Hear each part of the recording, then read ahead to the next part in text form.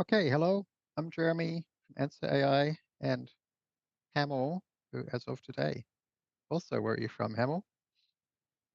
Uh, where am I from? I'm from Uh, Answer.AI. Where are you from as of today? oh, Answer.AI. Yes, Oh, there we I'm also. go. Nice. Yeah,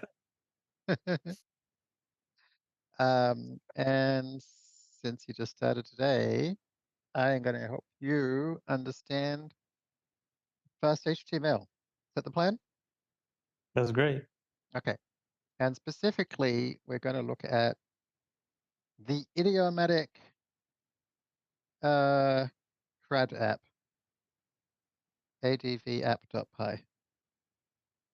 What's special about this app is that it's really designed to go through like everything you might, come across in a normal CRUD kind of database app. So if you understand all of every line of code here, then nothing should be too mysterious for this style of application. So um, maybe let's start by running it. So when you run a fast HTML application, you just run Python and the name of the application, and then it says link, and it pops up a link. So you can click on that. And so we've got a username and password. And so we've got here a application where I can add a to-do. I can edit the to-do.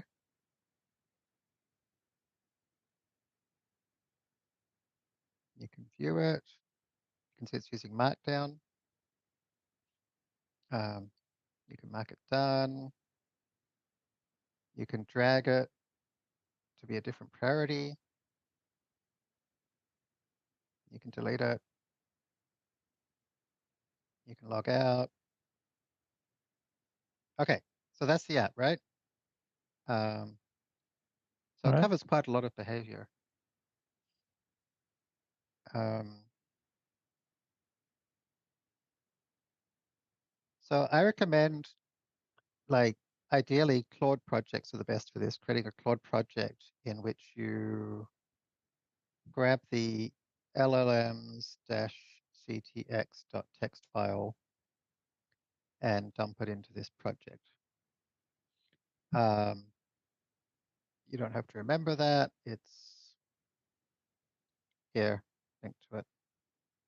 And you can basically ask anything at that point. So can you give me a basic skeleton fast HTML app to get started with?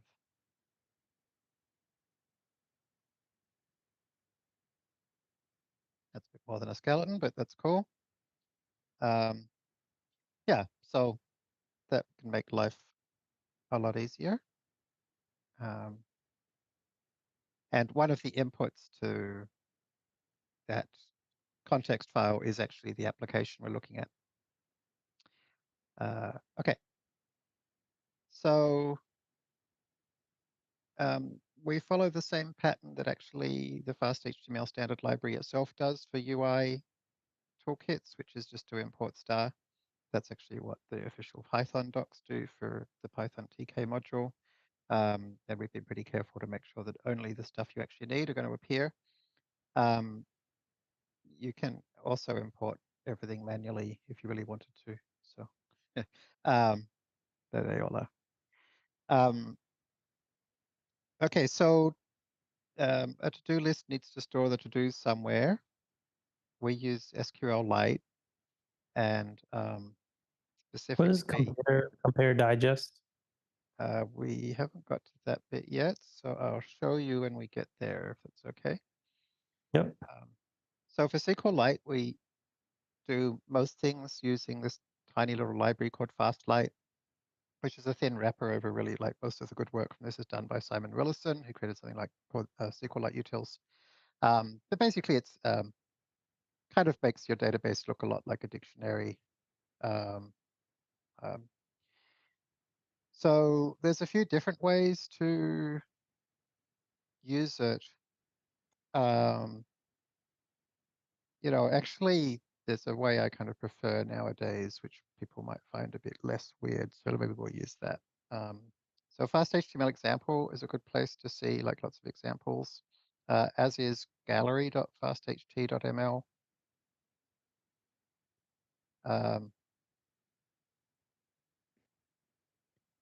Yeah, so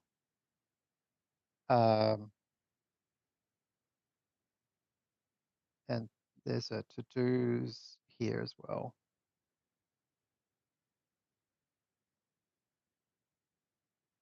I kind of prefer this one. So basically, anyway, either way, you're going to have to say this is where my database lives.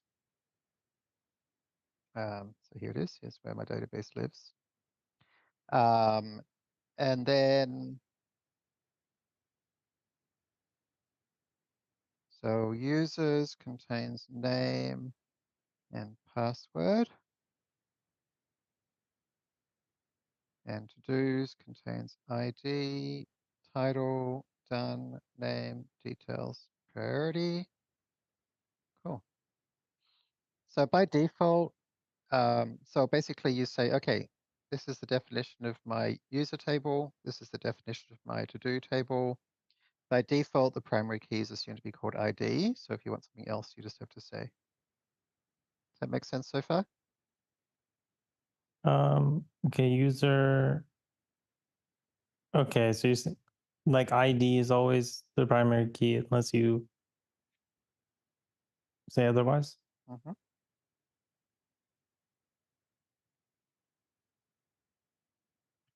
The Okay, user table doesn't have a ID field. that's right. So it says PK equals name.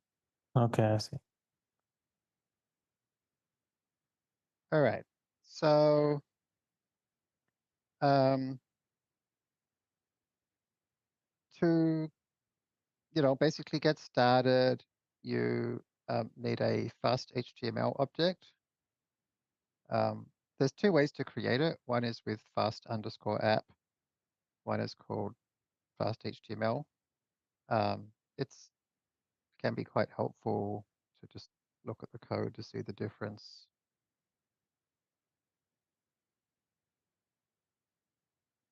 So basically fast_app, all it does is, this is actually fast HTML. So it calls fast HTML, just passes everything across to it, adds static roots and returns. So they're basically the same thing. So we're going to use fast HTML. And all right, so yes. All right, I don't know if I followed like the fast HTML versus fast app. They're basically the same thing. FastApp's just 3 lines of code that calls fast HTML. Okay. And all it does is it Why adds would you want to use fast app? because you want static roots, which you normally do. So if you want to like a .text or a favicon.ico or whatever, you want your application to respond by serving up those files or GIFs or JPEGs. So basically your web apps pretty much, you want to serve up those files.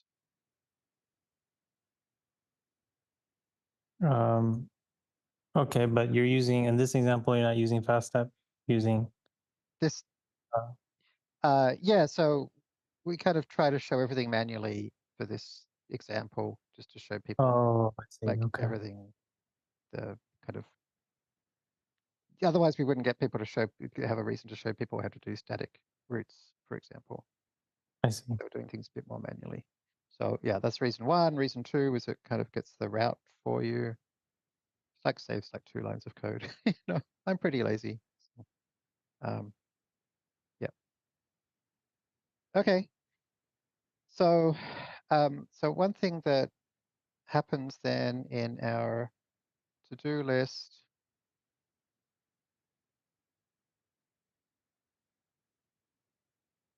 is if I try to go to slash, I'm not logged in, it needs to redirect to login. So you can basically specify that some code runs before every request. In this case, I want to run some code to make sure that they're logged in, and if they're not, to switch to redirect to login. So code that runs before every request is called Beforeware. And so that's a class. And the thing you pass to Beforeware is one or more functions to call before your request runs. So here's our function. So it runs before the request runs. And so Beforeware and basically every other type of handler in FastHTML, you just write what you want to get access to, in these parentheses here, and FastHTML gives it to you automatically, which is kind of similar to how FastAPI works, although FastHTML does a lot more of these than FastAPI does. So there's a session provided for free. The session is just a signed cookie, basically, with a dictionary in it. So we want to see if somebody's logged in. So we're going to be saving whether they're logged in or not into a auth key in the session. So we basically see like, okay, are they logged in? And if they're not, then we return redirect to /login. Does that make sense? Yeah. Cool. Otherwise, this happens, which we'll leave for now. Okay, so that's how come we can see the login screen. Do you say just to ignore the to-dos.extra right now? Yeah. Okay. The styling comes from Pico CSS. You can use any styling you want, but this is a nice, lightweight, simple one that kind of works pretty well, and it comes in by default. So you just all you have to do is say headers. So this is the stuff in the head section of your HTML, and Pico link is just a predefined variable which brings in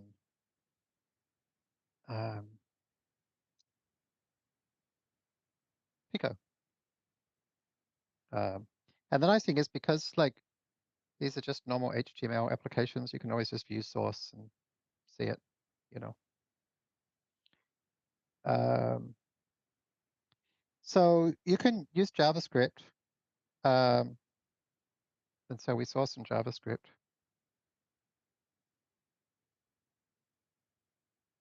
Like this, right? This is JavaScript.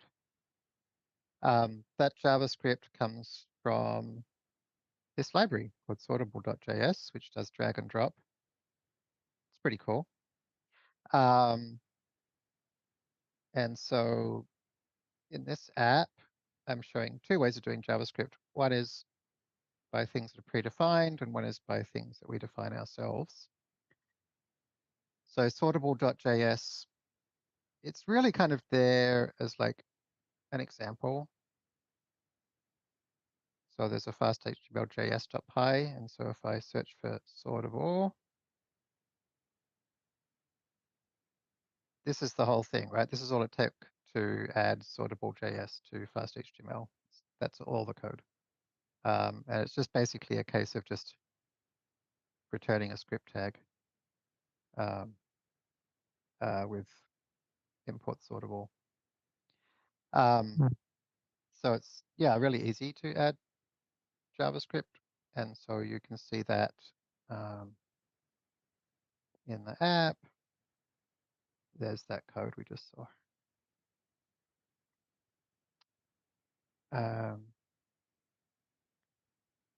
We have the same thing for Markdown,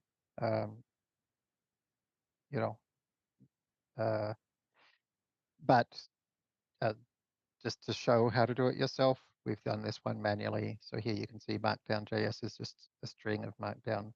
You can also put it in an external file, and that's just a script as well. So these all end up in the head, like so. Okay. Yep. Okay. So first route we're going to add is login. So the easiest, well, there's lots of different ways to do routes, and a lot of it's just whatever you prefer. But app.root is one convenient way to do it. And I use it so often that I normally just give it a name. So RT. So this is app.root. And then you just say what path. And then here for the name, you say what HTTP verb. So this is going to be a get on /login. And we're going to need a form. So again, you can just see it, right? So we're going to need a form with an action, a method. So this is all just plain HTML, HTTP, whatever, you know. So rather than having to write form /form, you just use a function with the exact same name, but with a capital letter to start with. So here's my inputs. Here's my button. Here's my action. So this just maps directly to this. We use that type by default, so I didn't have to type it in. And then, you know, the other, yeah, You sorry. are using this, there's different ways of defining the routes, and you're using this kind of I'm using this RT. Yeah. RT. Yeah. Yeah. I must say, sometimes I use the app, the other pattern, because I discovered that in Cursor, it wants to anchor on the name of the function in a file, and it gets confused. And there's multiple functions of the same name. Yeah. Yep. There's lots of different ways of doing it. They're all fine. Different people have different preferences. Yeah. So actually, you know, you could just do that would also do the same thing. By default, it adds both a get and a post method. Oh, I didn't know that. Okay. Yeah. Interesting. There's something for everybody.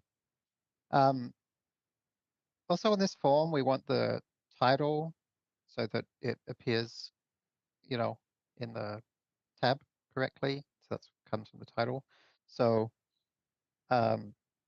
this little function here just basically causes two things to happen. It causes the form to be returned, and it causes the title to be returned, and also it causes an H1 with the title to be added. So that's all that is.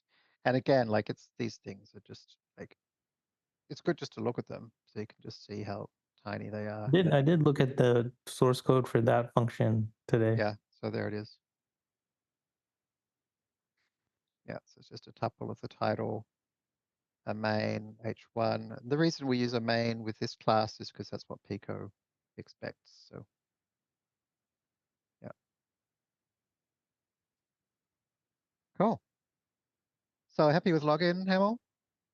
Yeah, looks Okay, good. so after we log in, it's going to do a post request to /logins. This one's a get request. So here's the post request.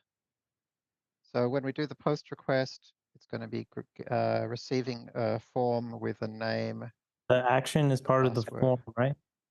Because the indentation was a little bit. This sorry, this Just want to make indentation sure. or Yeah. Okay. No, the one in the code. the code? Yeah, yeah, exactly. Oh. I'm wondering, maybe I should. I've just switched to VS Code from Vim because it'll be more familiar, and also because I've set up this thing called Blockman, which is nice. So it highlights the current section so you can see what goes to Oh, code. what is that? A plugin? Yeah, it's a really nice plugin. Okay, I'm And gonna even when write you're that not down. selected it, you can kind of still see the, you know, selected bits. It's great. It's very helpful for, It works like by parentheses and stuff, yeah, it just or works by parentheses, exactly. So for, I need yeah, so that. for stuff like this, it's nice to be able to see. Um, Is there oh, anything else like that? That you in the can think world, of? there's lots of good things in the world, No, Hamel. no, for your VS Code plugin that you like. I don't know. This will do for now. Okay. Blockman, yes, really cool. Make you feel like a Lisp programmer. Uh, okay. So when I log in, those two fields are going to be passed to this to my post handler, which is here. And so we've added lots and lots of comments, right, to all of these. So we won't go through them all today, but you can see exactly what everything is and why it happens and so forth. So we saw that there's going to be a name and a password. You could just type in here name colon stir comma password colon stir. You know, that's one approach. Hmm. Um, although I'm showing the slightly trickier thing here, which is where you can create a class with those things in it, and it just automatically creates an object of that class. Does that make sense? Yeah. Any benefits to doing it this way that you like, is there any The kind of benefits will like come when we get to the yeah, some of the other stuff. To be honest, there's okay. not a huge benefit here. Okay. In fact, maybe we should just, well, I don't know, whatever. Um, yeah, okay. So we want to see if this user exists. So in FastLite, um, wait, Just or to be any, clear, mm, the thing that's submitting the post request is mm. sending a login type. It's not Or what- sending a login type, it's sending a form, and the Oh, okay. form contains a field called name and a field called PWD. Okay. So um, we can see that it's actually a good idea to look at these things happening. So this is the best way to understand what's going on, is open up your thing here, click login, right? And then you'll see here's login, and you'll see it's got this form data. Does that make sense? Hmm. Um, and so the result was a 303 see other, so it's a redirect. And the reason we got a redirect there is, well, we'll see it in a moment. So yeah, so it got posted to here. We got received a name and a PWD. And because we requested a login object, it constructed it by passing in those parameters to their same named places. I see. Um, so now we've hopefully got a login name, hopefully we've got a login password. If they didn't fill it in, then obviously they can't log in. So we go back to the um, reader. Um, okay, so then we try to see whether the user exists. So I think it's quite helpful, or at least I find it quite nice to um, um,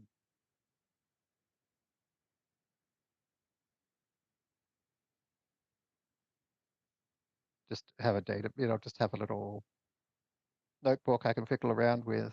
So um,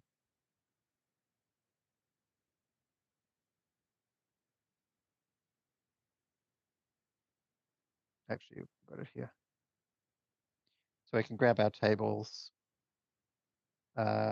users as a name and a password. So FastLite basically lets you search by primary key by just using square bracket notation. So Hmm. JPH exists, JPHK doesn't exist. Make sense? Wait, when you had square brackets without anything in it, you had some completion thing that showed all the fields or something? What was going on? Or was it just imagining that? I think you're just imagining that. Okay. There's a dot, and No. specifically dot C gives me the Okay. columns, See. and T gives you the tables. That's awesome that it's available like that. Yeah, that's really good. Yeah, yeah, yeah. It's super nice. I like it. This is all in the FastLite documentation to see how to do all that stuff. Yeah. So basically, actually, Jono recently added a slightly nicer way to do this, which is instead you can say if login.name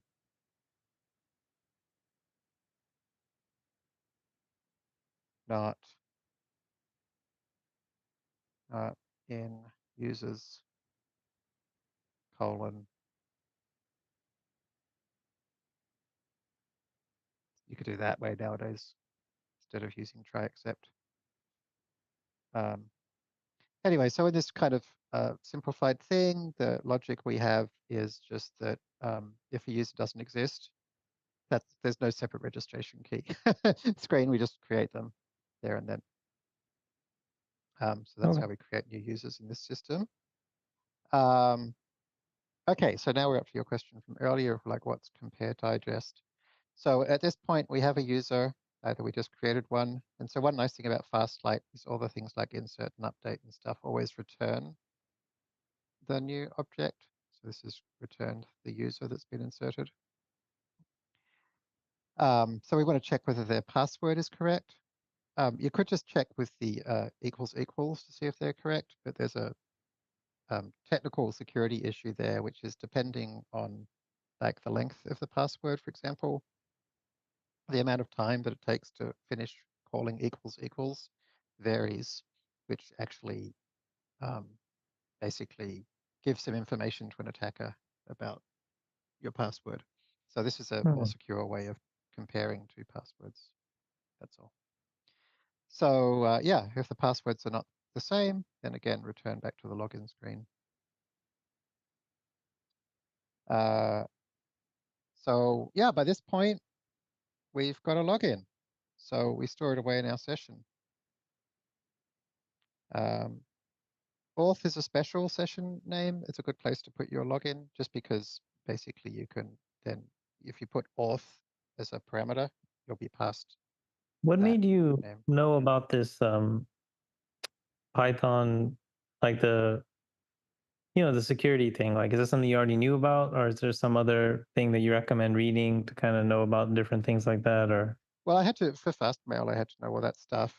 And then originally I didn't bother with it in this application because I thought like, it's kind of confusing.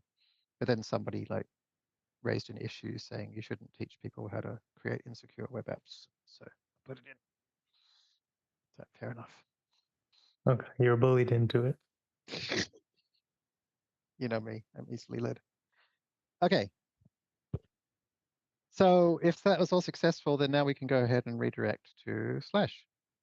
And that's what you saw.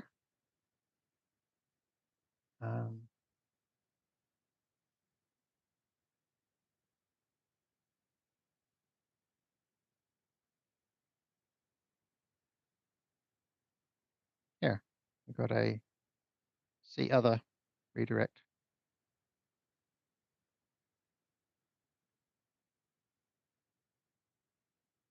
Okay, so what happened when we went to slash? When we went to slash, we call this one our get. And just to show off, I wanted to say JPH's to-do list. So remember I mentioned we can use auth as a special parameter name. So that gets it from the session. And the session's signed, so somebody can't pretend to be somebody else. So that's all that is. What is And in again, auth? all this is in Is comments. it is it okay? Current username. Is it just what is auth? Is it It's a thing we stored in sysauth. oh okay. On the other hand, when you click log out,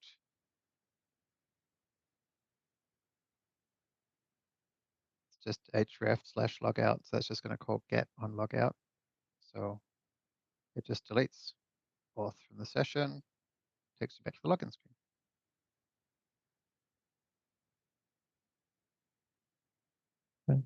So I mentioned earlier that, like, for example, you want to be able to see the Australian flag for the fav icon. That's not going to work unless you have a static file handler to recognize, like a .ico file should be, just passed directly. And so this is a bit of a long way of doing it, but this is the most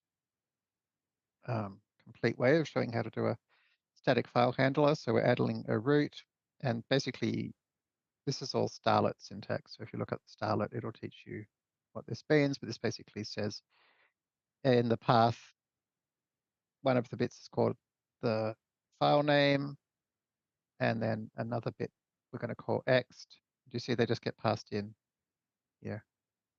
And this, as it mentions in the notes here, is just any one of these extensions.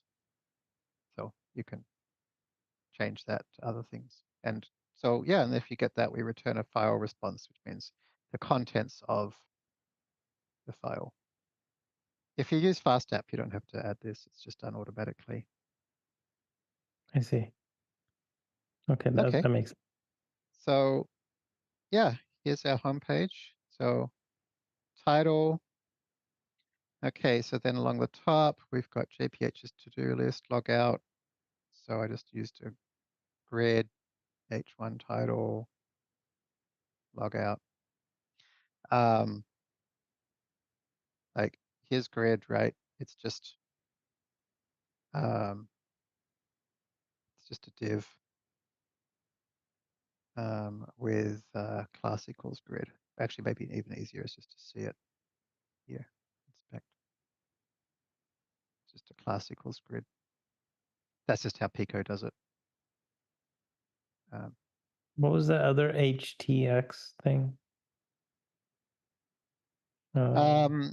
Basically, FTHX, sorry. I don't know why I wrote it this weird way. It should basically just say div.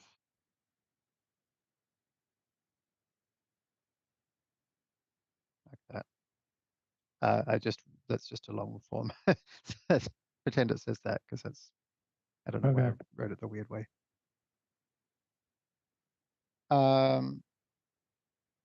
Yeah, so you can see it's all just generating HTML, right? That's all.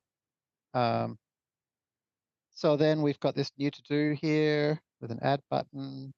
So that's the input. New to do is the add button.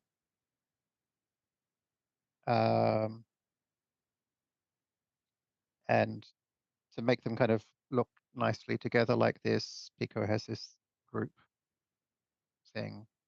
Again, you can just see it. What's a group? It's just field set role equals group. So, Okay, so you have input. Okay, it's like horizontally grouping it.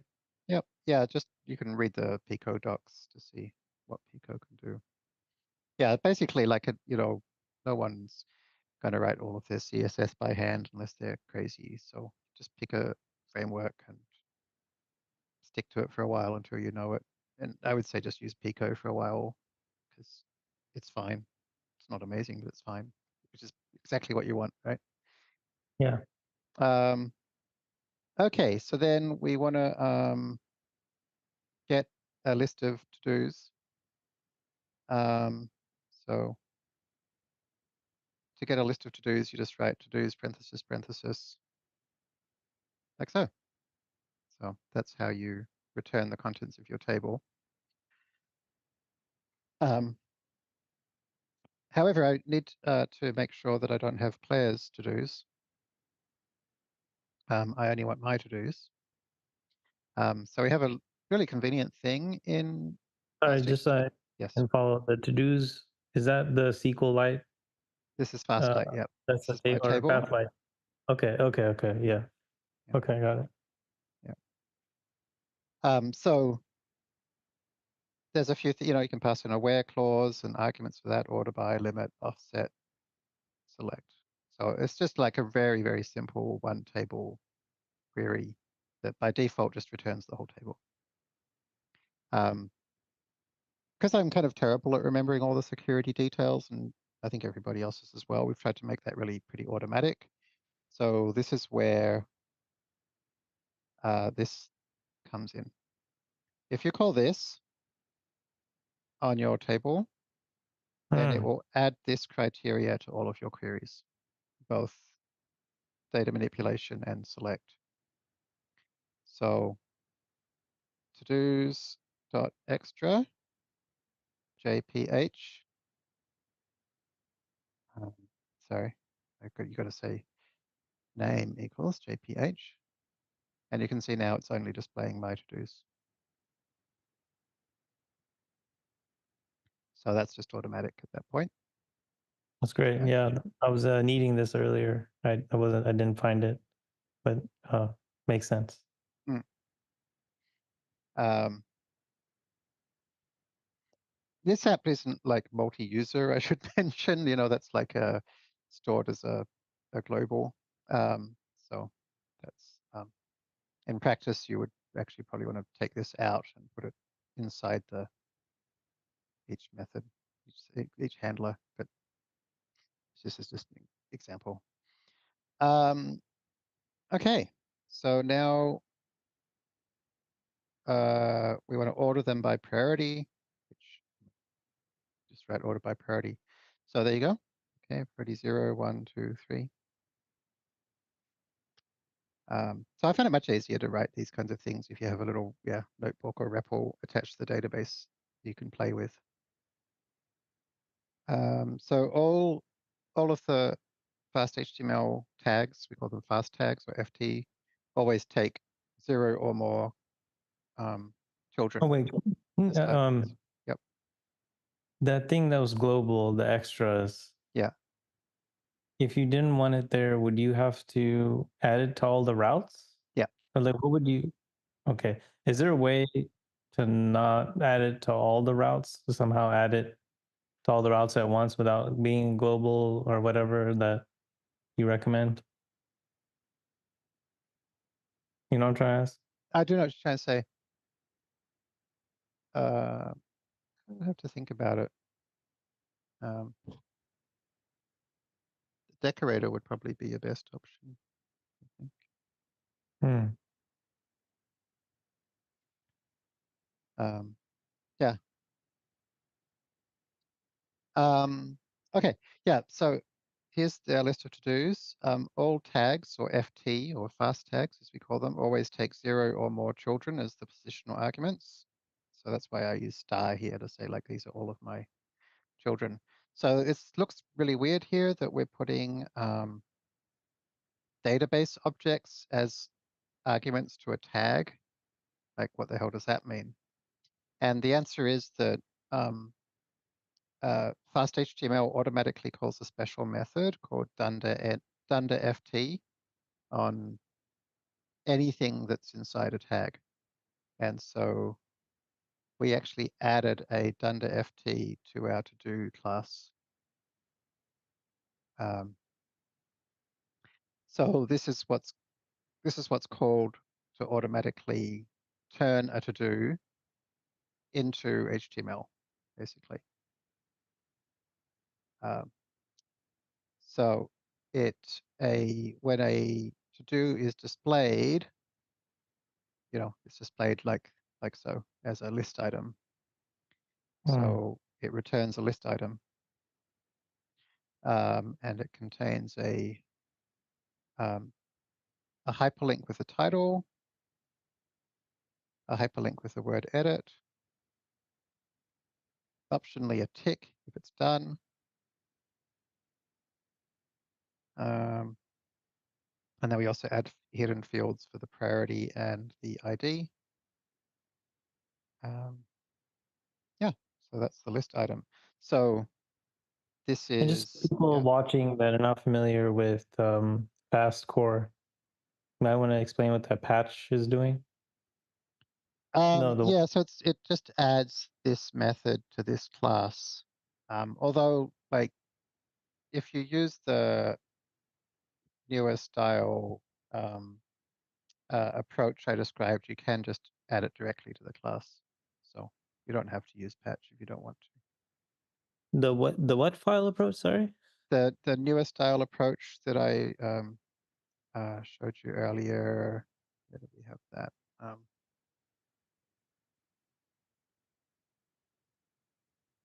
do it. So you can just go paste. So here we want to add under FT to that.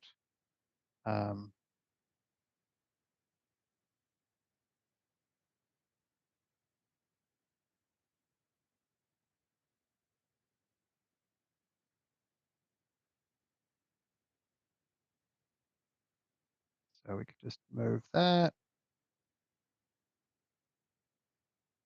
and put it just straight inside the to-do, like so. Mhm. Okay. You don't need that anymore. Yeah, either's fine.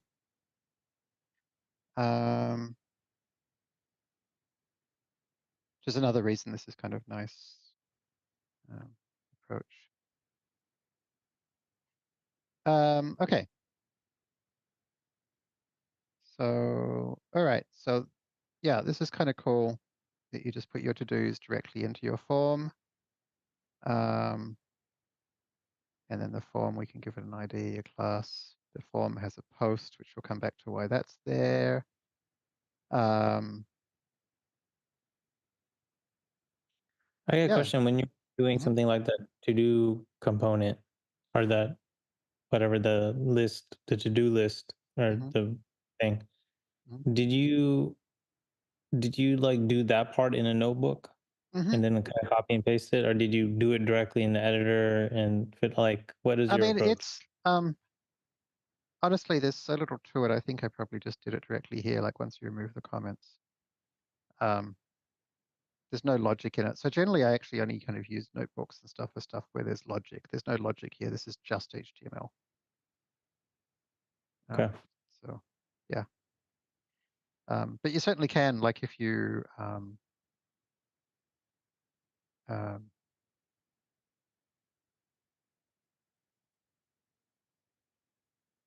Like, if you wanted to fiddle around with the way it looks, I guess you just kind of hot reload and just kind of yeah, keep. so you can use fast tags directly in a notebook and they'll render as that. Or if you want to see what they're actually going to look like, you can just whack a show on them like that.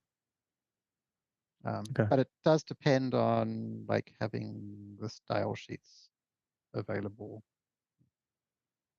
But like I think the easiest way to really see what it's actually going to look like with the styling and stuff is just to run your app. And we have library loading, so as soon as you edit your app, you'll see the results. Um, okay, so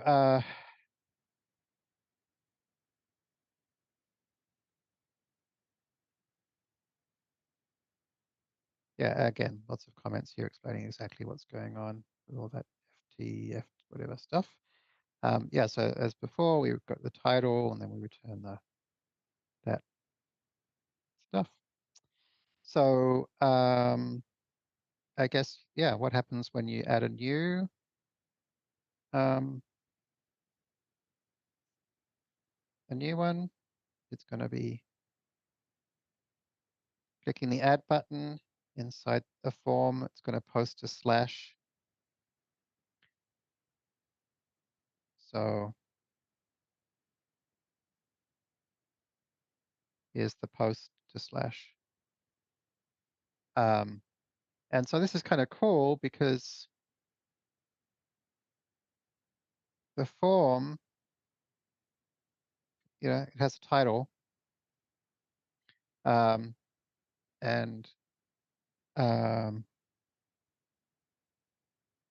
we say we want to get a to-do passed to us. So it's going to construct a to-do for us and give it the title that's in the form. So that's how we can have a to-do automatically. Can you talk a little bit about when to use async and when not to use async? Oh, I don't know why any of these say async. You don't need async. The only time you need async is if you ever find that you need to type the word await, and if you ever type the word await and don't have async, Python will yell at you. So don't type async unless Python yells at you. No, it's the short version. So yeah, unless you know you need async, you don't need async. I don't know why this is async. None of these are async.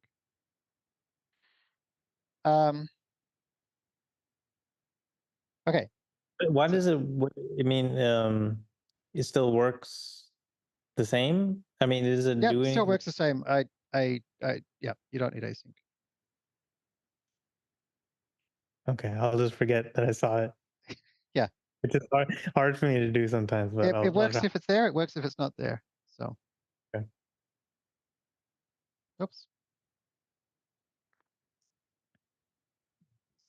Oh, okay. Um, okay, so we've got a to do now. So we can insert it.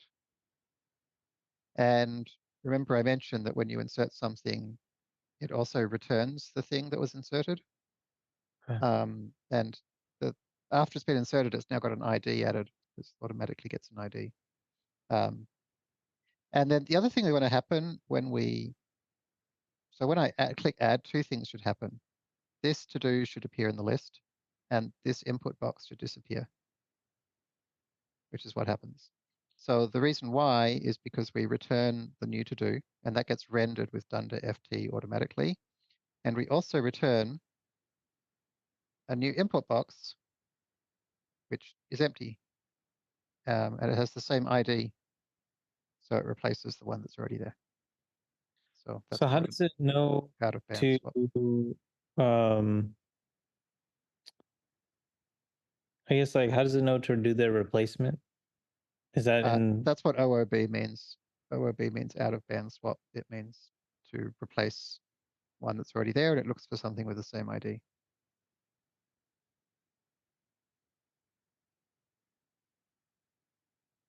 Okay, and then the to do's insert is just like putting it in that element is just pushing another. No, this is inserting it into the to-dos table. This is a FastLite, Oh, through the table. Okay, sorry. and after you, and then it returns the inserted to-do, and then it gets automatically rendered as a list item using dunder.ft, Oh, okay. and it gets added to the end of the list because when we hear this button, when the button that we clicked has an HX swap after begin and target to-do list, so it sticks it at the end of the to-do list when it's received the new to-do. So this is like, I can't teach you all of HTMX, this is just HTMX, it's not fast HTML. So you should definitely read the hypermedia.systems book, which is really good. Media systems book. Okay. Yeah, this book So is now it like takes some an HTMX. absolute must read. You read this book and don't just do the HTMX blog post tutorials, whatever. No. Like, This is a very good book. It's a really good book. There's okay, nothing I'm a else like it. hypermedia system. And and as per usual, like build things as you read it, of course. Uh, Just to make sure I understand, the hypermedia systems is related to HTMX. this is How? the HTMX book. Yeah.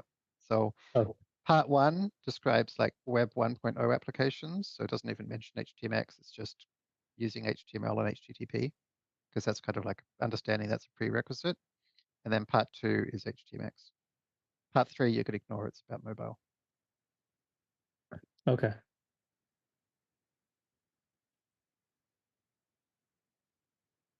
Yeah. So once you've read that book, you know HTMX. Okay. So I understand like this input. Sorry, I understand that this. Okay, it's gonna get this thing back. This to do's back, and it's going to swap it out. But then, how does it this new input is being, I know like it says swap that one out too, but then like how does it, is that a fast HTML thing? Like it, No, none of this is fast HTML. This is all just HTMX. So like it's best just to look at it happening. So like just watch it. Okay. So it did a post to slash with this payload, okay. and the response it got was two things: a list item, so that's the rendered version of the to-do, and the empty input box with OOB. Hmm. So this one, because it says OOB, is inserted to replace whatever has that ID, which is this. And this one is inserted wherever the requesting button asked it to be inserted.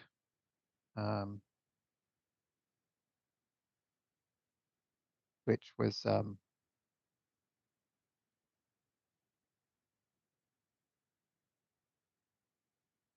after the beginning of the to-do list.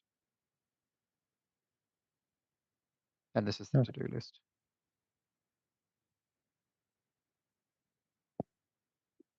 That's the to-do list. Okay. Anyway, this is all just HTMX. So Yeah. we can't hope to explain all of HTMX here.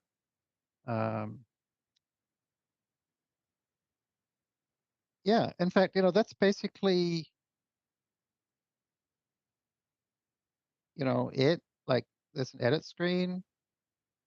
So when you click edit, again, you can see what happens when you click edit. It calls edit/0. And it does that because our under FT says so, /edit/0. And so that's going to call this. And so this is, again, this is Starlet. So Starlet says this is how you should say what special things in the path, variables in the path, and it's going to get stuck into your parameters. So here's whatever was in the path. And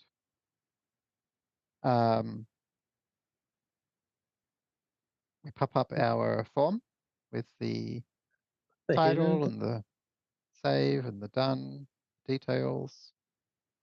And this is the super nifty thing in FastHTML, which, as it says here, it populates the form. So it takes the form called res and populates it with the contents of to-do's ID. And so that's why you can see it's been populated with the to-do. And so What is then what's the hidden thing about? sorry? This hidden element? Yep. So you need to basically all state has to be stored inside the form. Again, this is just like, this isn't even HTMX. This is just HTML. So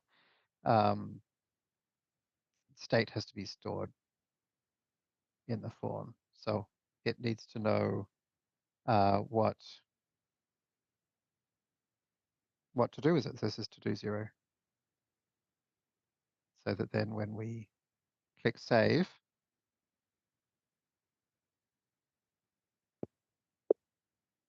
I see. it has to know it's to do 0 with this title, this done, these details.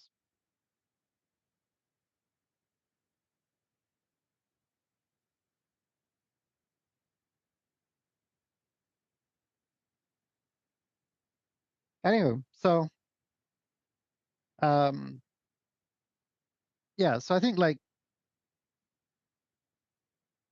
we should revisit this after you've read the hypermedia.systems book, and like feel comfortable with hypermedia applications, because that's kind of, yeah, a starting point for this. And this, like, you can think of fast HTML as being like an HTMX server almost, really. Okay. I'll read it tomorrow. But I know you've already built stuff just by getting like Cursor to help you, so you don't necessarily have to know all these details when you have a language model at your disposal. Yeah, I like to know. Otherwise, I get lost and I get Yeah, into. otherwise maintenance and debugging and all that gets confusing. Yeah, I'm still somewhat skeptical about the ability for people to actually run businesses on the back of code that they had a model create and they don't understand. Can't imagine that really works in real life. Uh, it can certainly make Yeah, it faster. I think it's a little bit misleading. Like, I think even when even when I'm using LLMs with fast HTML, I kind of know a little bit about where to look in a way. But if I didn't know anything at all, I think I would get stuck. Like, All I right. kind of need examples and stuff, and I don't know. Anyway, Well, I hope but you found that hopeful. Hope people watching found that hopeful. Um, yeah, it's really good. Thank you. I'm going to go and get tea. Have a good All night. right, thank you. See All right. you.